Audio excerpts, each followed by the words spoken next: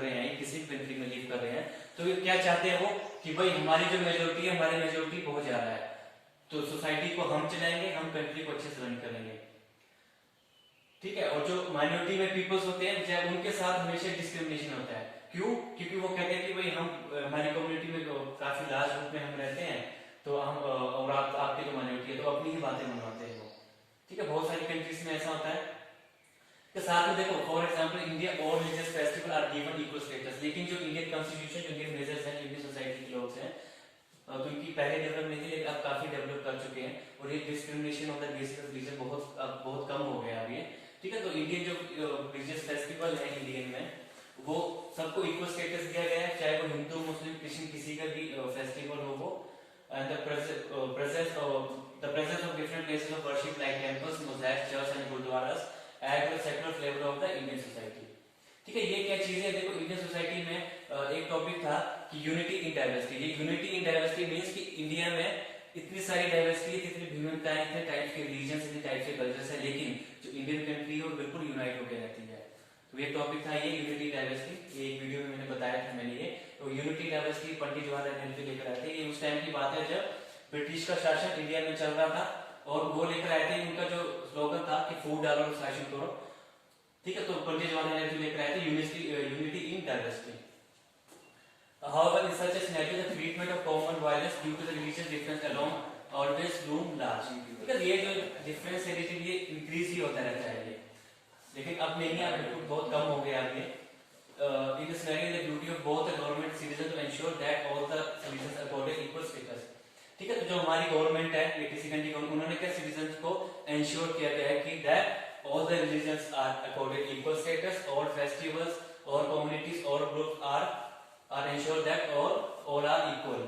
ठीक है। उसके बाद जो नेक्स्ट टॉपिक है वो इकोनॉमिक इनइक्वालिटी। देखो, हमने पहले इकोनॉमिक इक्वालिटी देखा था हमने, अभी है इकोनॉमिक इनइक्वालिटी। तो देखो, इसका मीन है कि is another challenge that many society and government have to deal with poverty. देखो, इकोनॉमिक इनइक्वालिटी का सबसे बड़ा मेजर यही है कि हमारी सोसाइटी में पॉवर्टी है।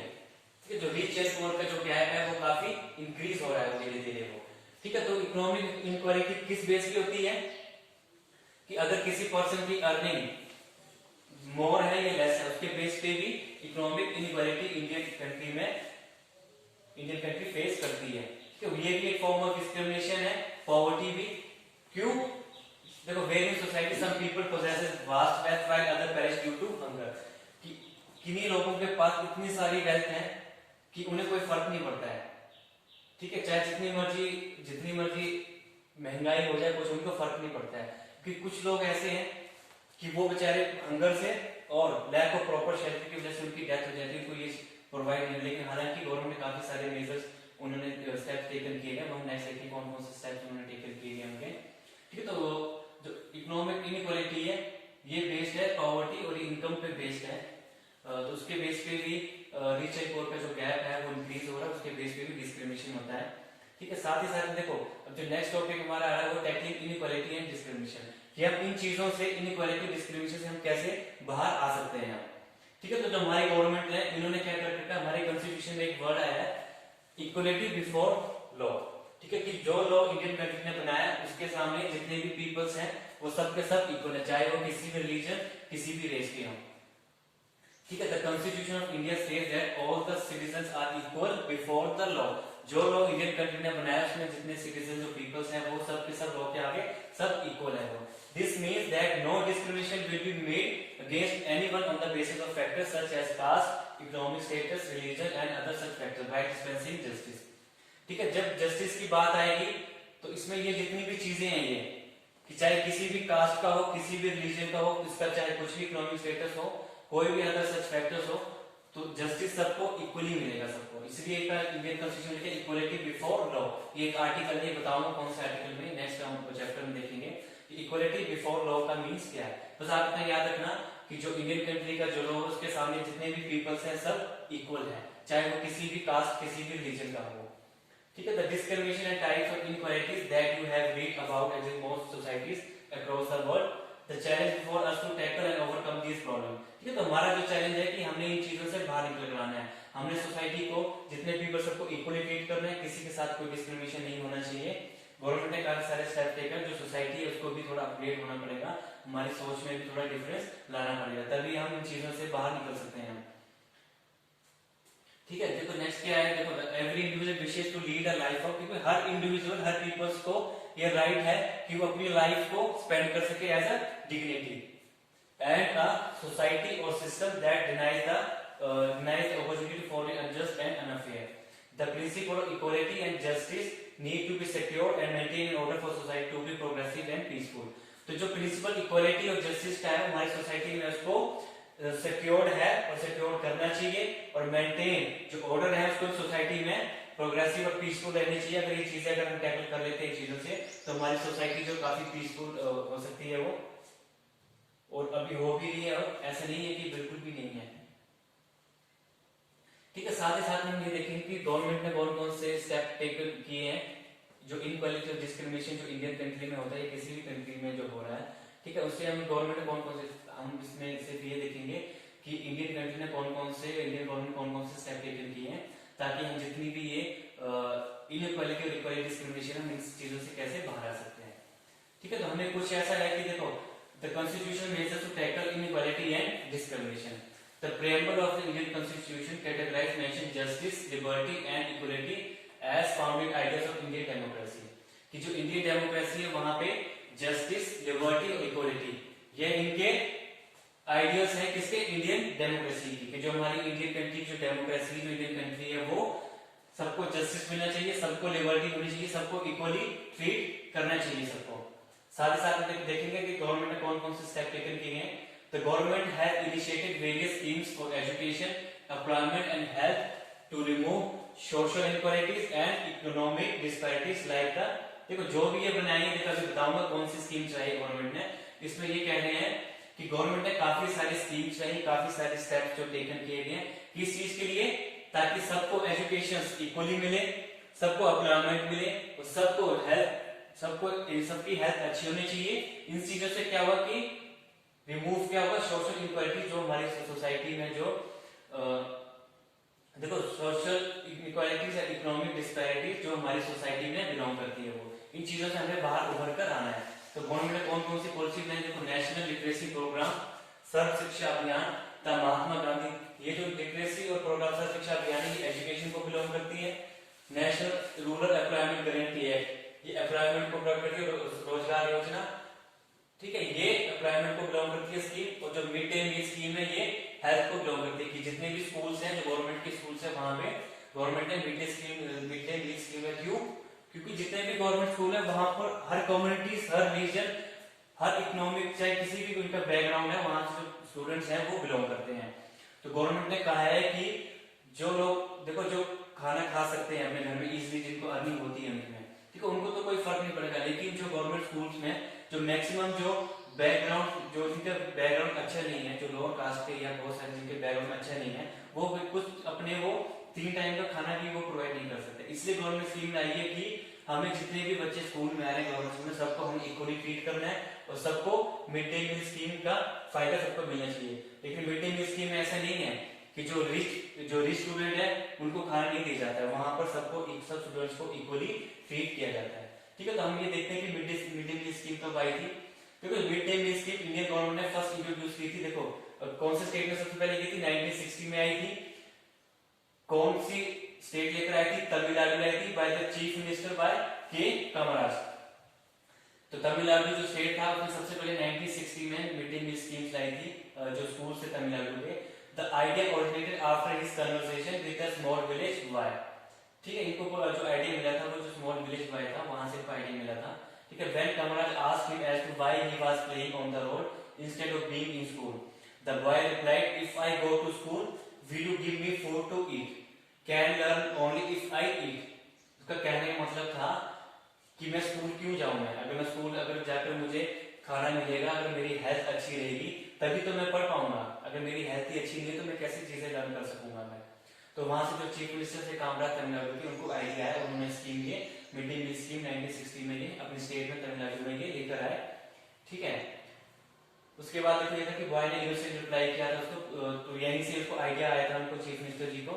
तो लेटर उसके बाद जो अदर स्टेट थी उन्होंने भी आइडिया को उन्होंने इम्प्लीमेंट किया, जैसे Gujarat, Kerala, Madhya Pradesh and Orissa. So on the November 2001, the Supreme Court made it compulsory for all government schools to provide meals to children. क्यों? देखो गवर्नमेंट स्कूल में क्यों प्रोवाइड किया?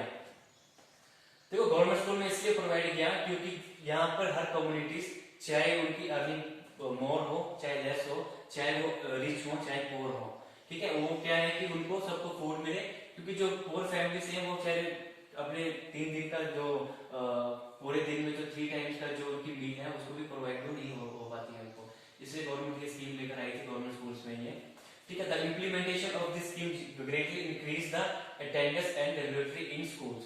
मीन्स कि देखो जब पहले स्कीम नहीं थी, जैसे एक ऊपर अभी एग्जांपल भी बताया कि जहां से ये आइडिया ब्रॉड हुआ था कि मैं स्कूल क्यों जाऊँ, अगर मेरी हेल्थ अच्छी नहीं होगी तो मैं चीजें कैसे रन करूंगा मैं, ठीक है। तो जब ये स्कीम इंडियन गवर्नमेंट जब लेकर आई थी, इससे क्या हुआ कि जो स्टूडेंट्स थे उनकी अटेंडेंस में इंक्रीज हुआ, उनकी काफी सारी एडमिशंस हुई और रेगुलरिटी इन स्कूल्स में, ठीक है। The schemes not only provide nutrition to students but also help reduce caste division among them. देखो इससे क्या हुआ, स्कीम से सबको फूड तो मिला ही मिला, साथ में ये जो कास्ट सिस्टम को कैसे रिड्यूस हुआ, ये ऐसे हुआ क्योंकि गवर्नमेंट स्कूल या किसी भी स्कूल में डिफरेंट टाइप्स ऑफ कास्ट के जो बच्चे आते थे वो सब इकट्ठे बैठ के खाना खाते थे वो, तो वहां से ये मिला कि जो कास्ट सिस्टम है उसको रिड्यूस हुआ वो, कैसे, क्यों, क्योंकि जितने भी स्टूडेंट सब इकट्ठे बैठकर खाना खाते थे। It also provide employment to poor women who prepare their meals, ठीक है, उनको भी एम्प्लॉयमेंट मिला जो कि वुमेन्स को अपॉइंट किया गया स्कूल में खाना बनाने के लिए। Through the special scheme the government tries to provide opportunities to the weaker and marginal sections including women and children.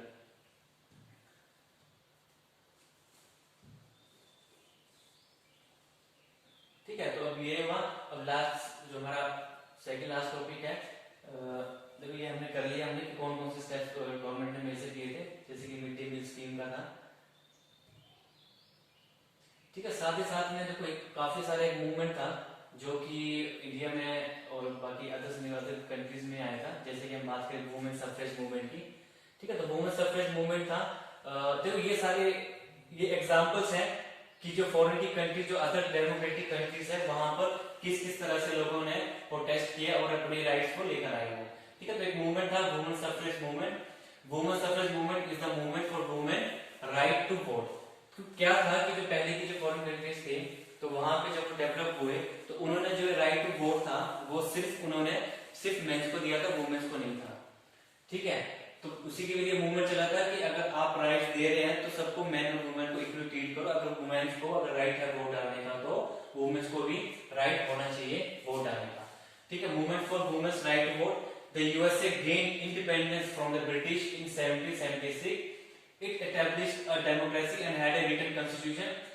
तो इसमें क्या था कि but women were not given the right to vote. उस टाइम जब यूएसए कंट्री थी, जब वो इंडिपेंडेंट हुई ब्रिटिश से 1776 में, तो जब वो डेमोक्रेटिक कंट्री बनी हो तो वहां पर जो कॉन्स्टिट्यूशन का रिटन था, लेकिन जो वुमेन थी उनको राइट नहीं था वोट डालने का। तो राइट किसको था, जो मेन थे सिर्फ उनको राइट था वोट डालने के लिए। तो इसी के लिए वुमेन सफरेज मूवमेंट हुआ, ठीक है। उसके बाद देखो जो स्ट्रगल ये 70 इयर्स तक चला और फाइनली 1920 में उनको वुमेन्स को राइट मिला कि आप भी, हाँ ठीक है, आपको भी आप राइट है, आप भी वोट डाल सकते हैं और आप भी डेमोक्रेसी में आप पार्टिसिपेट कर सकते हैं, आप अपने रूलर्स को इलेक्ट कर सकते हैं बाय मींस ऑफ वोटिंग से। Similarly Britain granted women right to vote in 1928। USA ने 1920 में राइट दिया वुमेन को और ब्रिटिश ने दिया 1928 में।